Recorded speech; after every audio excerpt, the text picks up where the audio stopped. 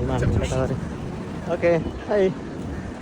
এটা হচ্ছে মার্ডেকা টাওয়ার, মার্ডেকা মাঠ। এখানে গরমের কারণে দেখি বৃষ্টি হচ্ছে। আছি মার্ডেকা মাঠে। এটা হচ্ছে মালয়েশিয়ার এই স্বাধীনতা চত্বর, আমাদের যেভাবে বলে স্বাধীনতা চত্বর, এটা হচ্ছে সেই স্বাধীনতা চত্বর।